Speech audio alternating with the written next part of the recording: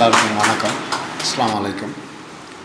வழமை போல கடைசி நேரத்தில் நான் வந்து நிற்பேன். எனக்கு முன் மைக் இருக்கும், ஆட்கள் இருப்பார்கள், கதிரைகள் அதிகமாக இருக்கும், பேசுவதற்கு நேரம் இருக்காது. நான் ஒரு மேடை பேச்சாளனும் இல்லை என்பதால் அதை பற்றி நான் பெருசாக யோசிப்பதில்லை. இருந்தாலும் ஓரிரு வார்த்தைகளை சொல்ல வேண்டும். அதற்கு முன்பு இந்த நூலை கொண்டு வந்த வேரல் பதிப்பகத்துக்கு முதலில் நன்றியை தெரிவித்துக் கொள்கிறேன்.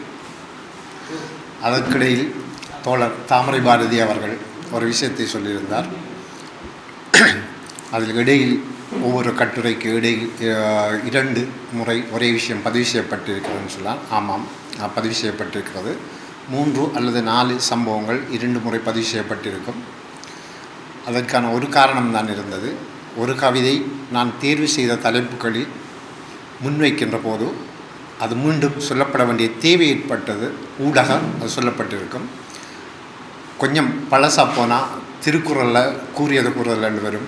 இதில் வந்தால் டிஃப்ரென்ஸ், ஒவ்வொரு தலைப்புகளுக்கு ஊடாகவும் ஒரு கவிதையை பார்க்க முடியும் என்று வரும். சின்ன மாற்றம் தான் அதில் இருக்கும். சரி, ஒரு கேள்வி எல்லாருக்கும் இருக்கும். என்னது பின்னவீனத்துவ உலகின் தமிழ் கவிஞன் அப்படின்னு சொல்லி எல்லாருக்குமே இயல்பாக இருக்கிற கேள்விதான். இப்படியான ஒரு ஹெவியான, மிகவும் பெரிய அளவிலான ஒரு தலைப்பு. பின்னவீனத்துவ உலகில் ஒரே ஒரு தமிழ் கவிஞன் தான் இருக்கிறானா என்கின்ற கேள்வியும் சிலருக்கு எழக்கூடும். அப்படி என்றால் அதை மட்டும் சுருக்கமாக சொல்லிவிட்டு ஏன் அந்த தலைப்பை தெரிவு செய்தேன் என்பதை மட்டும் சொல்லிவிட்டு இந்த உரையை முடிக்கலாம் என்று நினைக்கின்றேன். சாதாரணமாக பின்னவீனத்துவம் அப்படின்னு சொல்லுகின்ற போதே அதை அதிகமாக விவரிக்க தேவையில்லை. 90களிலிருந்து இட்டை வரை அதை பற்றி நிறையவே பேசியிருக்கிறார்கள். அடிப்படையான விஷயங்களில் ஒன்று பெருங்கதையாடலுக்கு எதிரானது, மார்ஜினைஸ் விளிம்புநிலை மக்களின் பக்கம் நின்று பேசுவது, பெண்களுடைய பக்கம் நின்று பேசுவது, அதிகாரத்துக்கு எதிராக பேசுவது, இப்படி என்ற எல்லா விஷயங்களும் ஒரு தொடர் நிகழ்ச்சியாக இருக்கும் என்று எல்லாருக்கும் தெரியும். அதை மீண்டும் நான் சொல்ல தேவையில்லை.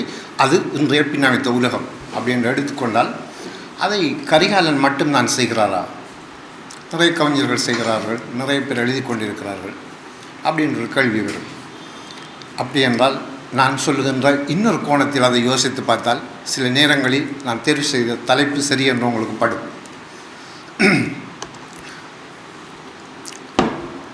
தமிழ் இலக்கியம் பின்னவீனத்துவத்தை பயன்படுத்துகிறது, அரசியல் பயன்படுத்தி கொண்டிருக்கிறது. ஆனால் அந்த இலக்கியம் ஒரு நிறுவனமாகவே இன்னும் இருக்கிறது. அந்த நிறுவனத்தை எதிர்க்கின்ற, அந்த நிறுவனத்துக்குள் இருக்கின்ற அதிகார செயல்பாடுகளை எதிர்க்கின்ற எந்த அடையாளங்களையும் இந்த இலக்கியவாதிகள் யாருமே செய்யவில்லை, யாருமே அடையாளம் காணவில்லை.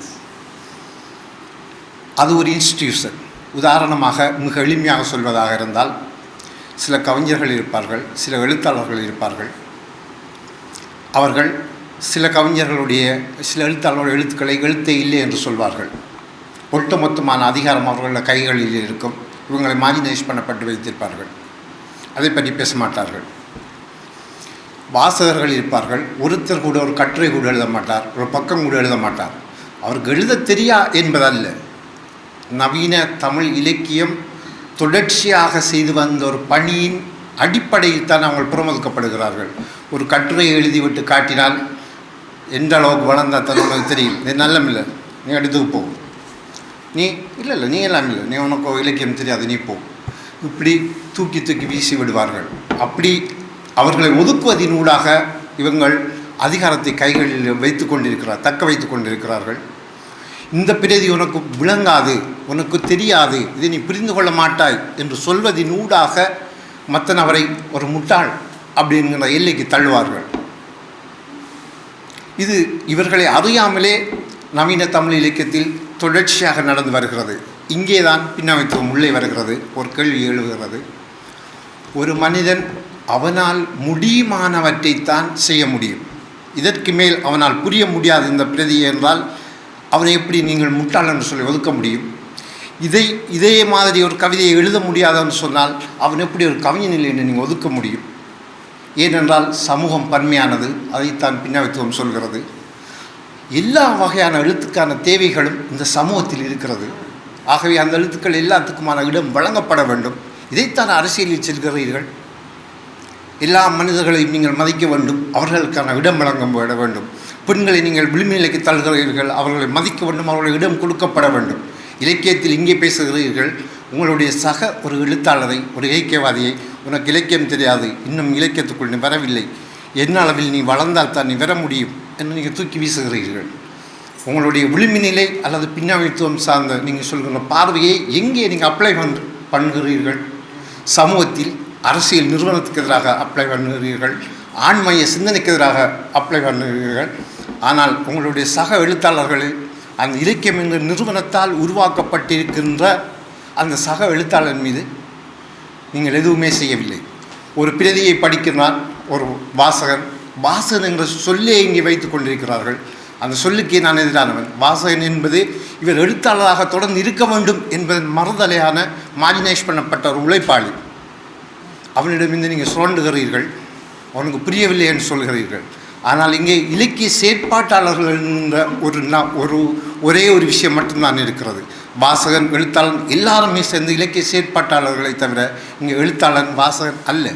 அவன் தொழிலாளியோ மார்ஜினைஸ் பண்ணப்பட்டவனோ அல்ல, யாருமே இல்லை. ஆனால் உங்களுடைய பின்னவைத்துவத்தை நீங்கள் எங்கே கொண்டு அப்ளை பண்ண பாவிக்கிறீர்கள்? உங்களுக்கு வெளியே. இதைத்தான் முதலாளித்துவ நிறுவனங்கள் செய்யும். ஆகவே பின்னவீனத்துவ உலகம், பின்னவீனத்துவம் குறித்து நீங்கள் பேசுகிறீர்கள். ஆனால் நவீனத்துவத்தின் அனைத்து அதிகாரங்களையும் நீங்களே பயன்படுத்துகிறீர்கள். அது இயல்பான விஷயம் போல் அந்த இலக்கியவாதிகளே அடையாளம் காண முடியாதபடி அவர்களுக்குள் ஊடுருவியிருக்கிறது. ஒரு பிரதியை படிக்கின்றவன் அவனுடைய அறிவுக்கேற்ப அவனால் புரிந்து கொள்ளக்கூடிய அளவில் அந்த விஷயத்தை அவன் முன்வைக்கிறதுக்கான உரிமை இங்கில்லை. ஏனென்றால் நீ சொல்வது சரியான கட்டுரை அல்ல, உனக்கு இதை பற்றி பிரதி தெரியாது. ஏன் நான் என்னுடைய முத்தத்தை இன்னொரு இட முடியாது. அவனால் அல்லது அந்த வாசகர் இவங்கள் விழிக்கின்ற ஒரு நபரால் எதை புரிந்து கொள்ள முடியுமோ அதற்கு அப்பால் நீங்களே அவரை அழைக்கிறீர்கள். அதற்கு அப்பால் ஒரு மனிதனால் இப்படித்தான் உழைக்க முடியும் என்று சொன்னால் அவரை அடிமைகளாக வைத்து நீங்கள் அதை விட அதிகமாக உழைத்து அவரை அந்த அடிமையை கொண்ட எங்கே நீங்கள் கைவிட்டீர்கள்? அதான் அடிமை என்று சொல்கிறீர்கள்.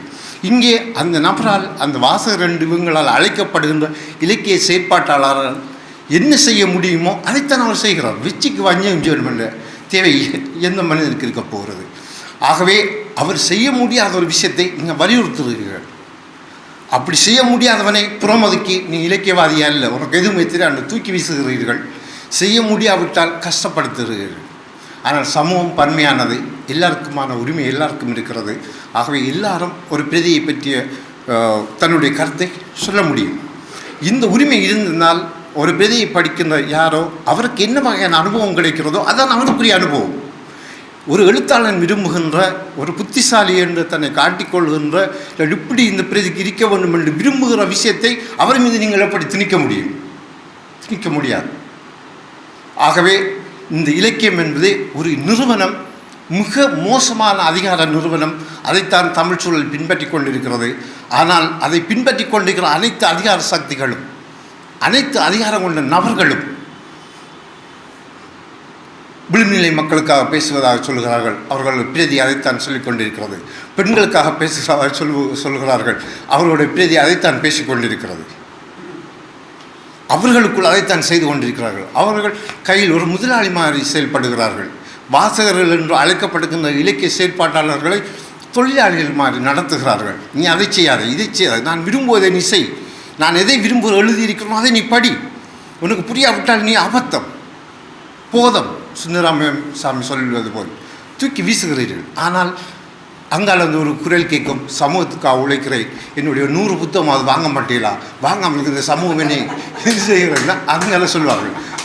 புத்தகம் வாங்குவதற்கு அவர்கள் தேவை, அதை படித்து அவர்கள் அனுபவிக்கின்ற அவர் எண்ணத்தை உணர்கிறார்கள் என்பது அவர்களுடைய சொந்த அனுபவம்.